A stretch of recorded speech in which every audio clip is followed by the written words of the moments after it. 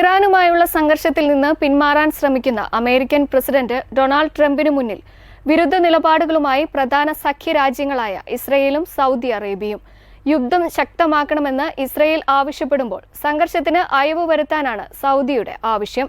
ഈ ഭിന്നതകൾക്കിടയിൽ ട്രംപ് നിർണായക തീരുമാനമെടുക്കാൻ നിർബന്ധിതനായിരിക്കുകയാണ്.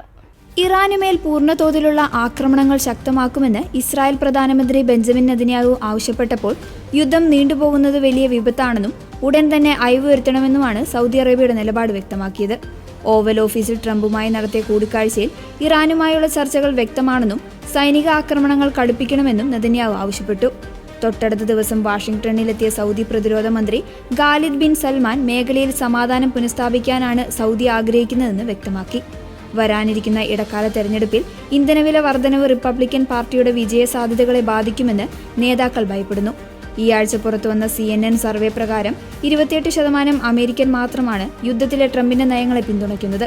ഇറാന്റെ മിസൈൽ ശേഷി തകർക്കാൻ വ്യോമാക്രമണ പദ്ധതി തയ്യാറാണെങ്കിലും സിവിലിയൻ നാശനഷ്ടങ്ങളും ട്രംപിന്റെ അതൃപ്തിയും കാരണം അന്തിമ അനുമതി നൽകിയിട്ടില്ല. കൂടാതെ ഇറാൻ ഭീഷണിയെ തുടർന്ന് എയർഫോഴ്സ് 1 വിമാനം മാറ്റേണ്ടി വന്നതും ട്രംപിനെ അമർഷത്തിലാക്കിയിട്ടുണ്ട്. സൗദിയുടെ സമാധാന ആഹ്വാനത്തിനും ഇസ്രായേലിന്റെ യുദ്ധ നിലപാടിനും മധ്യേ നിൽക്കുന്ന ട്രംപ് ഇനി ഏതു വഴിയാകും സ്വീകരിക്കുക എന്നത് ലോകം ഉറ്റുനോക്കുകയാണ്.